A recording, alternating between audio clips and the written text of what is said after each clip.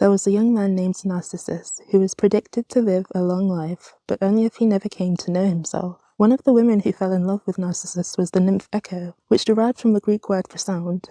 Echo was once a woman who enjoyed talking, and was known for interrupting others in conversation. However, she made the mistake of helping Zeus, the king of the gods, in hiding his love affairs from his wife, Hera. Whenever Hera was close to catching Zeus with someone else, Echo disoriented the goddess with long stories, giving Zeus time to leave. As soon as Hera realized what Echo was doing, she cursed her to never be able to speak her mind out loud again. Instead, Echo would only be able to repeat the words spoken by someone else. One day, Echo saw Narcissus in the woods, and enchanted by his looks, began spying on him. Echo followed the boy, and became more and more attracted to him, but there was one problem. Echo was unable to speak to Narcissus. The only way to let him know of her feelings was to wait for him to say something. At some point, Narcissus realized that he was being followed.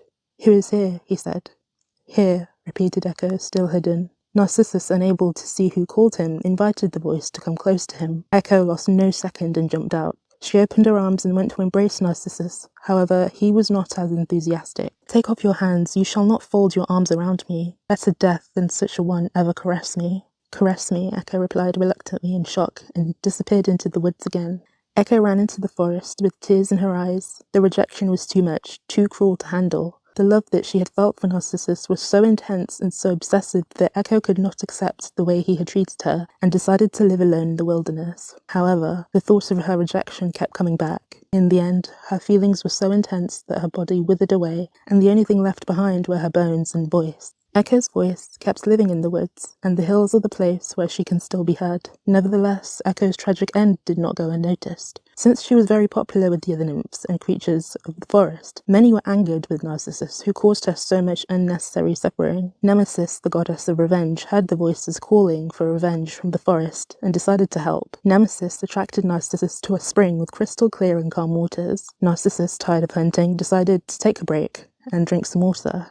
As he drank from the spring, he began noticing the calm waters. In the natural mirror, he saw his face, clearer than ever before. The more water he drank, the more he stared at his own image. Surprise turned into marvel, marvel into love, and love into an obsession. Narcissus was unable to move. His image had completely neutralized him, as he was burning with desire for the person he saw in the water of the spring. In vain he tried to embrace the idol, only to realize that the reflection in the calm water was none other than himself. If he left, he would lose sight of his only true love, and so he begins to panic at the realization that love may be out of his reach for good. The tiniest ripple in the water caused Narcissus to panic, as the water mirror was disturbed, and he thought that his image would leave him. After finally accepting the futility of his attempts, Narcissus lost the will to live and reluctantly said, "Farewell." Echo, who had been watching, returned his words like a whisper. Farewell. A wild decadence, the pursuit of beauty without moral restraint in the Picture of Dorian Gray. In Greek mythology, Narcissus was so obsessed with his own reflection, and he died loving something that could never love him back.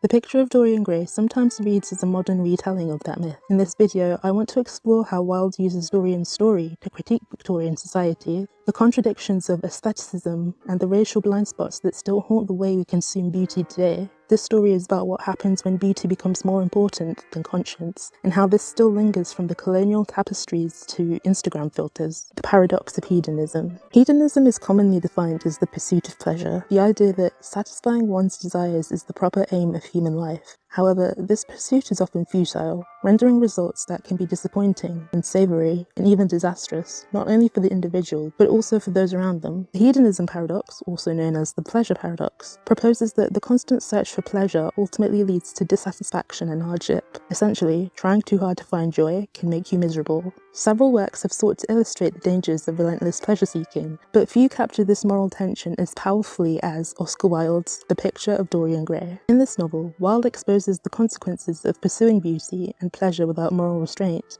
The book critiques the decadence of the Victorian upper class and presents a damning portrayal of a society obsessed with appearances, unbothered by the destruction it leaves in its wake. The aesthetic movement speedrun. 1860 to 1900 Britain. All art is quite useless. Victorians believed that art and literature had greater meaning and were a reflection of real life. As a result, it was important that they portrayed models of proper and correct behaviour. In response to this, the aesthetic movement gained traction, aiming to escape the ugliness and materialism of the industrial age. It was a late 19th century artistic and literary movement prioritising sensory experiences. Those in the movement believed that art had no meaning and should have no meaning. There shouldn't be any ethics involved in creativity, art, or literature. Accordingly, this movement adopted the term art for art's sake, meaning art should be valued for its aesthetic qualities rather than having any practical purpose or deeper meaning. Furthermore, creating beauty in all areas of life simply for its own sake should be a driving force in life. In regards to art itself, the premise of the work shouldn't be about creating a story, but simply expressing a mood. Essentially, it's about the vibe. The movement generally disregarded any social and moral commentary being made at the time, and consequently, much of Victorian society shunned much of its output. Beauty has as many meanings as man has moods. Beauty is the symbol of symbols. Beauty reveals everything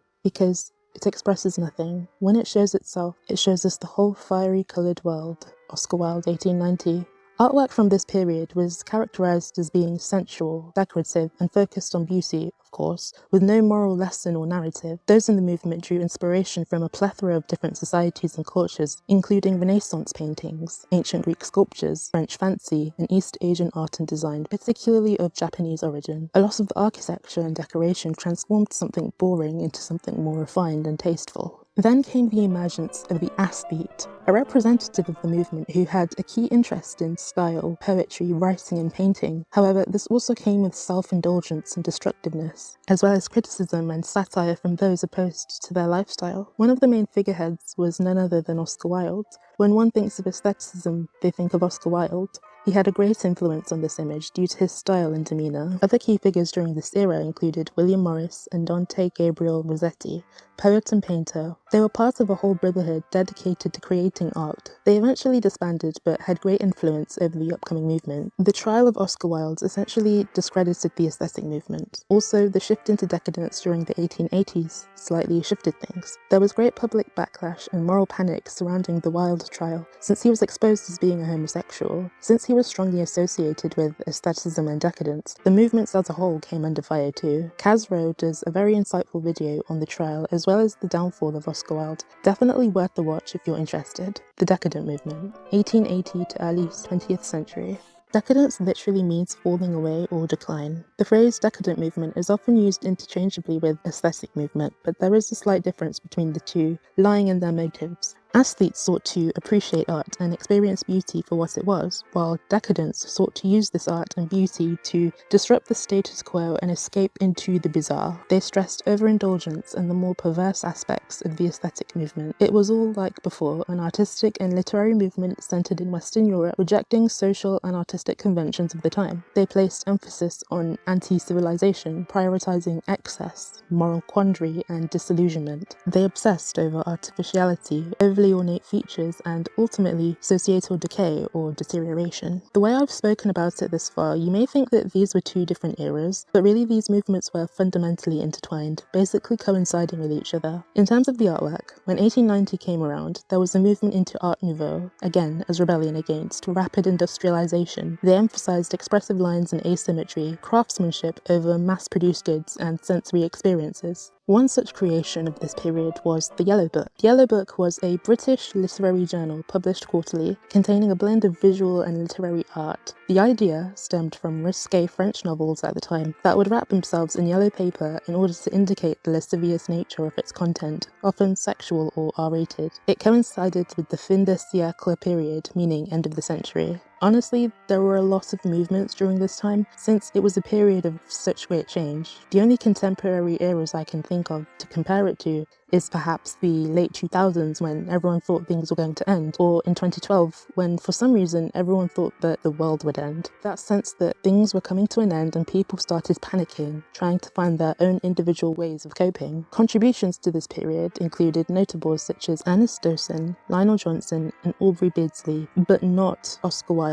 Despite the association, he wasn't a contributor to this book. Wilde's trial actually caused the Yellow Book's publisher to distance themselves from him. The movement of decadence again dissipated with the Wilde trials. Oscar Wilde and his friends. Wilde was an ideal vessel for both movements due to his popularity and dedication to flamboyance, and labelling himself as a style guru. His writing style was often playful, elaborate, unserious, and not earnest. He often used metaphors, paradox, allusions, and figurative language. He held the belief that creativity is where proper human freedom resides. Something I haven't previously mentioned is Wilde's dandyism. A dandy referred to men who consider themselves arbiters of culture, refinement, and wit. Wilde himself was one of the most famous dandies. They place importance on physical appearance, grooming, and leisurely hobbies, sometimes excessively. Dandyism is often used as a vessel for social rebellion, critiquing societal norms and values. Fundamentally, being normal and conforming to society's rules was deemed boring and a waste of life in these circles. By conforming to other standards, you were wasting your time by not being genuine.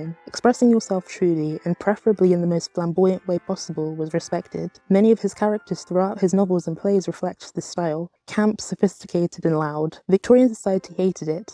They hated it. And they hated him. It's important to note that Wilde and his works are mainly Eurocentric, as this was his main base. It was a time when slavery was in the process of being abolished. Therefore, the relationship between white and black people was fractured, to say the least. Non-white individuals that tried to participate in these movements were often rejected and dismissed. There was anxiety surrounding black dandies, mainly from their white compatriots. Victorian society created satire and caricatures that ridiculed black men who dressed finely, mocking them. The black dandy undermined the racial and class order simply through being, and therefore couldn't be allowed to exist freely. Medias such as Punch magazine regularly created cartoons mocking the black dandy, as well as the popularity of minstrel shows sought to ridicule black people who chose to participate in dandyism. A Faustian tale of pleasure and superficiality. How sad it is. I shall grow old, and horrible and dreadful, but this picture will remain always young. It will never be older than this particular day of June. If it were only the other way, if it were I who was to be always young, and the picture that was to grow old. For that I would give everything, yes. There is nothing in the whole world I would not give. I would give my soul for that. The Picture of Dorian Gray is a Faustian story that follows the eponymous character in his portrait, painted by the artist Basil Hallward, who is captivated by Dorian's beauty. After realizing that his youthful appearance won't last, Dorian makes a wish to sell his soul in exchange for eternal beauty. From that moment, his portrait bears the burden of age and sin, allowing him to live a hedonistic and libertine lifestyle befitting a 19th century aristocrat. The novel centers around the pursuit of pleasure, overtly through Dorian's indulgent life and Lord Henry's philosophies, and more subtly through Basil's infatuation with Dorian and the book's homosexual undertones. One thing is clear, no one in the upper class considers the consequences of their actions, a luxury afforded only to a Victorian gentleman. Wilde uses this to critique a society built on industrial progress, sexual restraint, and rigid codes of conduct, exposing its hypocrisy and moral bankruptcy. So how does Oscar Wilde go about exposing the dangers and consequences of the lavish lifestyles of the Victorian upper class struggles, and the demonization of women and the poor? I love Sybil Vane. I want to place her on a pedestal of gold and to see the world worship the woman who is mine. From a Marxist perspective, Wilde's novel reveals the social and economic inequalities of Victorian England. Wilde critiques capitalist society by highlighting the maltreatment of the lower classes by the upper class. Nearly every lower class character that comes into contact with Dorian or Lord Henry ends up dead, discarded, or villainized. One clear example is Sybil Vane. Dorian degrades her due to his embarrassment at her poor stage performance, which ultimately leads to her. Dorian had sold her a dream and then crushed it without remorse. He exposed her to the decadent, indulgent lifestyle of the upper class, raised her hopes for a better future, and made her believe he genuinely loved her. However, when her performance fails to meet his expectations, he throws her away like she's trash. Dorian falls in love with her talent, not Sybil herself. This reflects the upper class's obsession with aesthetics and superficiality. Dorian even invites Henry and Basil to see her perform, but Sybil intentionally acts poorly because she claims that being in love has ruined her ability to pretend. She says, "You are more to me than all art can ever be." To which Dorian responds, "You are shallow and stupid. My God, how mad I was to love you. What a fool I have been. You are nothing to me. You have spoiled the romance of my life. Without your art, you are nothing." This cruel outburst shows how Dorian places the responsibility for his happiness on Sybil. The accusatory use of the pronoun you shifts blame and absolves him. Sybil is the novel's tragic figure, useful, talented, but ultimately vulnerable. Her side symbolizes the exploitation of the working class by the elite. Even her surname Vane carries multiple meanings, a weather vane suggesting she's directionless and easily influenced, particularly by Dorian, and Vane pointing to the futility of her death under an unfair capitalist system.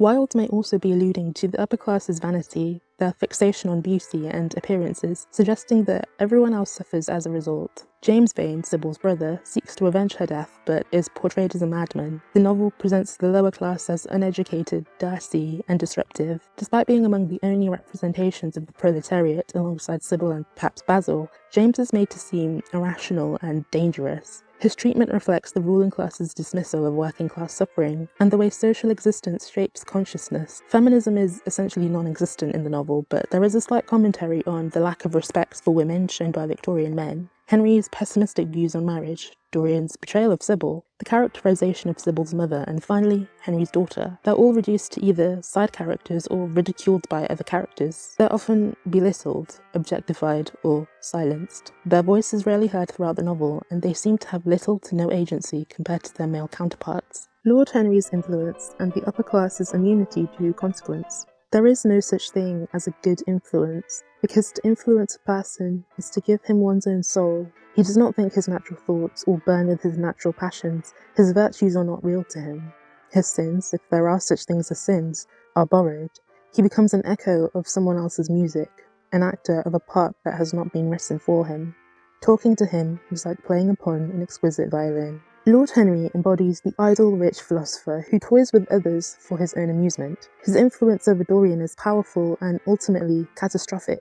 He encourages Dorian's self-indulgence, all in the name of entertainment, and is shocked only when his ideas lead to ruin. His character exposes the possible dangers when choosing your idols or following the advice of elders. We assume that due to their age, they're automatically arbiters of wisdom and knowledge, but sometimes they're just blowing hot air. Other times, they're taking advantage of your naivety. Basil tries to capture Dorian's beauty, while Henry tries to capture Dorian's soul or spirit, not knowing that he's already pledged it to the devil. Interestingly, Dorian's accidental influence over Basil produces something beautiful and genuine, while Henry's intentional influence and manipulation tarnishes and destroys it. Some might argue that Henry's intentions from the start were foul, while others might say that he meant no actual harm to Dorian. Regardless, his negative outlook on life tarnishes any hope Dorian has. Basil, who is more experienced and accustomed to his friend, is able to either ignore or rebuke Henry's claims. Henry's words act almost like a poison. I say this to mean when he speaks, he brings sound logic to his arguments and renders it in a way that's hard to argue with. But if you look closely and really consider his words, you realize how wrong he is. If you don't come to this realization, however, you'll be infected by his cynical worldview and join him in his despair. The reason we all like to think so well of others is that we are all afraid for ourselves. The basis of optimism is sheer terror. Henry can't possibly fathom the idea that someone could be a genuinely good person or wish the best for others. He uses the pronoun we as a comfort blanket to deflect from the fact that he's only thinking about himself and his own feelings. He's scared for the future. Unfortunately though, the constraints of his Victorian upbringing hinder his ability to explore that emotion and look inward in order to try and resolve it. Instead, he places his misery onto others and applies this fear to the world around him. It's reminiscent of the old term, misery loves company. The sad thing is, he makes a salient point about the possible basis for optimism, but fails to lean into this idea further. Where does this terror stem from? Is it innate, universal? Why does it bother him so much? Yes, I'm aware that he prefers philosophy over psychology, but he does seem to have an impressive skill for settling on the worst option available. One of the most telling lines is, "Beautiful sins, like beautiful things, are the privilege of the rich." Here, Wilde criticizes how the ruling class can commit moral transgressions without fear of judgment. The attributive adjective beautiful suggests that upper class sin is romanticized, while working class sin is repulsive. The oxymoron of beautiful and sin highlights the absurdity of this thinking and mocks Victorian moral double standards. Another one of Henry's infamous quotes, "The only way to get rid of temptation is to yield to it," further exposes the dangers of such shallow reasoning. While logically sound in theory, in practice this ideology corrupts Dorian entirely. Henry's philosophies allow him to speculate without participating. He didn't expect Dorian to actually follow his advice. He became an armchair philosopher, sending Dorian into ruin while keeping his own hands clean. Dorian is the puppet who carries out Henry's ideas, emphasizing the theme of superficiality and moral cowardice. hypocrisy and superficiality in Victorian society. The novel faced poor reception upon release, largely due to its frank discussions of immorality, homosexuality, and murder. In chapter 11, there is a notable lapse in third-person narration where Wilde possibly interjects his own commentary. Manners are of more importance than morals. This quote captures the hypocrisy of Victorian society where politeness is valued over integrity. Basil's infatuation borders on worship. I initially thought that he was like all the other characters who simply idolized Dorian for his looks, and that was true to an extent, but as the book went on, he shows consistently that Basil was sincerely fond of Dorian. I believe that one of the moments this is displayed is when Basil becomes enraged after seeing the painting and hearing about the things Dorian has done. He is disgusted by his actions and horrified by the thought of the person he loves doing such terrible things, which I think shows concern, otherwise he wouldn't have cared. There's also a sense of betrayal as he realizes what Dorian has become. Despite Dorian's corruption and violence, he remains embraced by society due to his beauty and charm. This reveals the disturbing reality that appearances are often more socially important than one's actions. This theme is reinforced throughout the novel. Dorian values Sybil's art more than Sybil herself, and he kills Basil to protect his public image. Aestheticism, Basil Hallward, and the moral role of art. The aesthetic movement promoted the idea of creating art for art's sake, resisting the notion that art must carry a moral or social message. Wilde, as part of this movement, questioned traditional Victorian values. However, a Marxist critic might argue that capitalism resists art that doesn't serve the economic system. Thus, true aestheticism can be alienating. Basil Hallward represents the conflict between art and morality. Unlike Lord Henry, Basil puts his soul into his art, and through his portrait of Dorian, he reveals a truth that society would prefer to ignore. Basil was a foil for Dorian's character, emblematic of the good in his life, and his initial innocence before Henry's corruption consumed him. It's arguable that the painting of Dorian Gray was more beautiful than the real person, since the painting is through Basil's eyes. Basil, who was infatuated, dare say loved the real Dorian. He places his own vulnerabilities and expresses himself through his artwork, and so the painting could be a mixture of the two men, or an enhanced version of Dorian. Did Basil make Dorian more beautiful? Basil's views clearly oppose those of aestheticism and those of Lord Henry. His death at Dorian's hands represents the destruction of morality and introspection in favour of surface beauty and social acceptance. The more nuanced take suggests that Wilde was able to see the downfall of particular ideas within the movement, this being portrayed through the likes of Lord Henry. Valuing art for what it is fine, however, disregarding one's humanity for the sheer sake of superficiality can backfire. On the other hand, placing too much of oneself or meaning in art can also end tragically, as seen through Basil and Dorian. Some might dismiss Wilde's novel as middle-class fantasy, bourgeois writers discussing bourgeois dilemmas. Others, however, see Wilde's attempts to push the boundaries of the Gothic and philosophical novel as a genuine critique of capitalism's failure to accommodate freedom of expression, art, and human emotion. Aestheticism's racial blind spot. The movement's obsession with beauty wasn't just class-based, it was also racialized too. The Picture of Dorian Gray rarely makes mention of any characters of colour, therefore any commentary to be made would be based on their absence and the context of Wilde's life. Despite professing intellectual and artistic freedom, much of the aesthetic movement was reserved for the elite. Safe to say, if working-class white people were out of the picture, Black and Asian people were definitely not getting a look in. This is not to say that these were Wilde's personal views, but rather a generalization of the movement as a whole. People of colour had a marginal presence in mainstream circles, and many of these circles reaffirmed Victorian colonial values. During this time in England, Black people living in this era were either descendants of slaves, sailors, servants, or professionals, though this was less common. Those that were privileged enough to be writers and intellectuals were met with racism, imperialist ideology, and were marginalized. Black and Asian women were often sexualized and exotic. Orientalism was used as an aesthetic. Any contribution by Black people would have been roundly ignored. Any representation they were allowed was often stereotypical, exoticized, or subservient. The Picture of Dorian Gray offers a very Eurocentric viewpoint of Victorian society. Wilde was born to professional parents, his mother was a writer, and his father was a surgeon, so the man had enough money. Despite not being aristocracy, he had good enough proximity to the elite, so he would have had a very Eurocentric worldview. Given the context, it's reasonable to assume that any rebellion he would have expressed probably would have been from a white context, or in a white space, or due to his homosexuality. What I mean by that is, he wouldn't have had much much understanding about people of colour or their plights if he wasn't around them, and he probably wasn't conditioned to care either. The only proximity to this would have been through his Irish descent, with his mother being an Irish nationalist. He may have felt differently to the Englishmen around him. Furthermore, living as a homosexual during a time when it was illegal would have made him feel ostracised, and he does sometimes write from the viewpoint of the other or the outcast. With that being said though, many of his works have a big absence of non-white characters. If they did appear, many display no agency or true personality, probably akin to his real-world experience. They were basically background characters in his life. For example, the way Wilde describes Dorian's home, he's surrounded by Indian tapestries, Chinese boxes, Japanese fans. These objects are admired aesthetically, but no greater significance is given to them, no cultural meaning or authorship.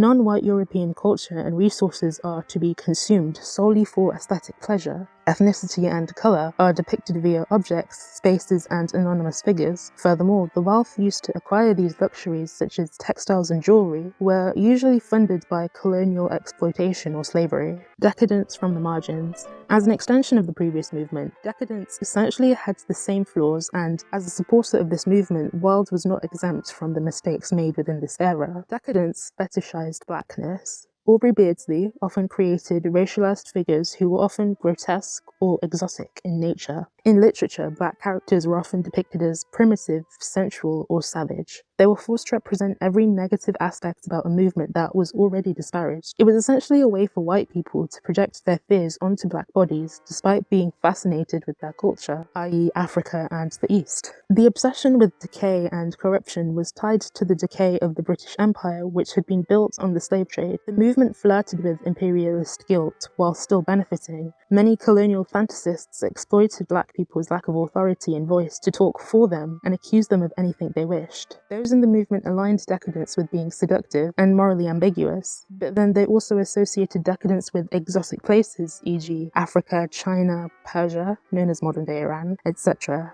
As a consequence, it created this strange relationship of white people being disgusted by non-white individuals, associating them with depravity, but then also wanting to participate in this depravity from time to time and admiring the things they make and the spaces they create. The objects are beautiful, but the people behind them are ugly or invisible. Furthermore, they are regarded as dangerous or a corrupting influence, covertly shifting the blame for any wrongdoing of the movement onto those who were barely involved. Wilde showcases this through Dorian's numerous trips to the East End of London and the opium dens. These places are presented as some kind of underworld, symbolising Dorian's moral decay. Despite Dorian trying to escape guilt by using people of lower status than him and entering their space, he still talks about them like they're scum, even though they offer the comfort he's seeking. For example, he comments on seeing a hideous Jew in the most amazing waistcoat I ever beheld in my life was standing at the door of a house. Or when Wilde describes his surroundings, he comments on the monstrous and fantastic Egyptian designs. When describing the barman who serves him drinks, he observes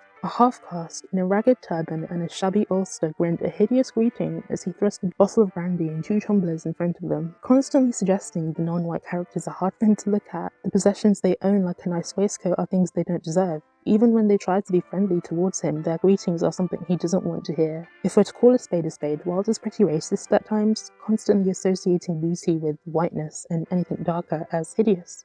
Black people rarely participated in decadence, whether through social exclusion or not possessing the luxury to do so. Decadence claimed to rebel against Victorian norms, but never confronted their own racism. The colonial contradiction of being both desired and feared was ever present. They and their cultures were essentially seen as aesthetic resources. Black labour and culture was appropriated and commodified. Some of the ideas in the movement were later claimed by creatives such as James Baldwin, or during the Harlem Renaissance, but less prominent during the 1890s. None of the characters of colour in the novel are developed or display any agency other than serving the white characters. They held no speaking roles either. This silence is a reflection of how the main voices of this movement were those of a white elite, and the picture of Dorian Gray echoes the voices of an elite literary lens. 21st century aestheticism. It seems that the obsession with appearance is something we as a society can't escape. Social media and the rise of technology has only seemed to amplify this and boost the social currency of looks and how individuals present themselves, both on and offline. Personalities and interests have become pre-packaged to the point that everything seems to become an aesthetic, regardless of imperfections. Minimalist, maximalist. Being clean, being dirty, being rich, old money, being a different kind of rich, new money, being poor, even though you're really, really rich, gothic, fairy, barbiecore, gym girl, gym bro, bikers, book talk, history core, so many things. On a personal note, I've always found it weird how no one seems to blend anything, you know, like these pre-packaged identities don't seem to give room to anything that's actually human. There's no substance, no room to really grow or evolve. If you change in any way, you've basically changed your aesthetic and you can no longer claim the other one. I feel like everyone is an unwitting accomplice by simply existing and being, because anything you do can essentially be packaged into some kind of aesthetic. Shane Spear does a really good video on the current obsession with aesthetics as opposed to substance within the 21st century. Please check it out if you have the time. Black dandyism. I think it would be negligent to end the video without talking about the absence of the black dandy in Wilde's works, seeing as this was his whole vibe. Dandyism as a concept was meant to be an act of social rebellion through clothing and appreciation of leisurely experience, with Oscar Wilde and Beau Brummel being some of the most famous white dandies. The movement already upheld a sense of refinement and irony, so black people who adopted this style took it further.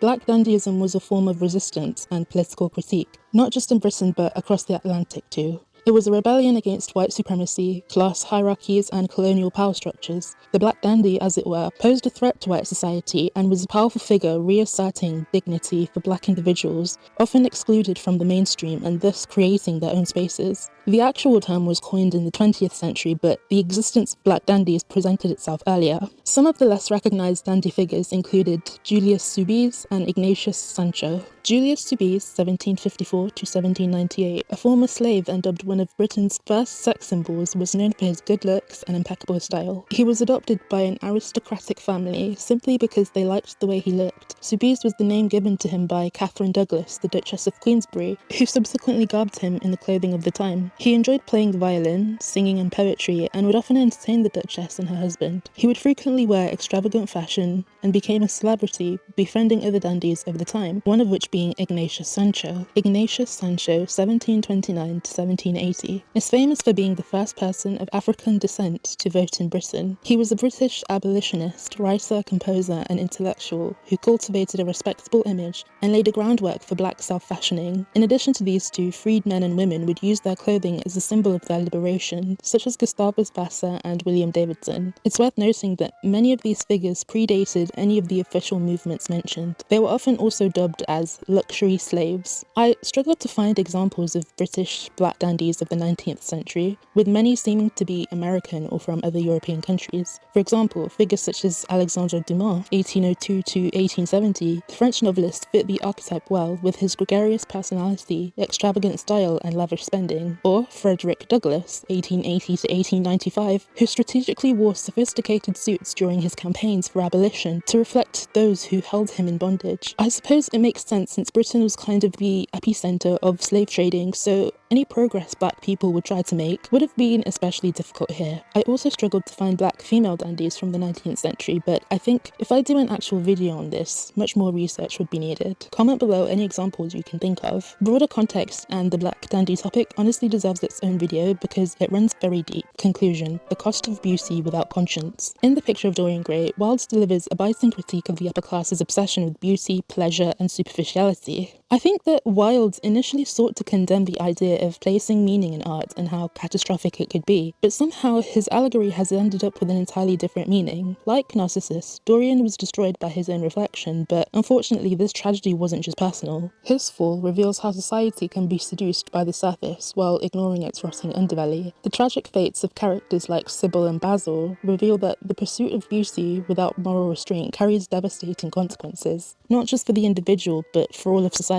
The novel exposes how the ruling class exploits the working class, how sin and indulgence are romanticized when performed by the wealthy, and how aestheticism, when divorced from reality, becomes a dangerous tool for escapism and destruction. Wilde sought to protect art from the burden of meaning, but in the Picture of Dorian Gray, he inadvertently shows that beauty, when detached from ethics, does not liberate, it corrupts. Whether we're talking about 19th century salons or 21st century social feeds, we're still chasing reflections, and maybe it's time to ask, what are we really looking at? Just wanted to say a quick thank you for watching my video. It's my very first, so any feedback is much appreciated. I've included some references at the end here, and if anybody feels like I haven't credited them properly, feel free to reach out. And honestly, most of these artists are dead and have been for about 100 years now, so it will probably be fine. Thanks again for watching, and see you next time.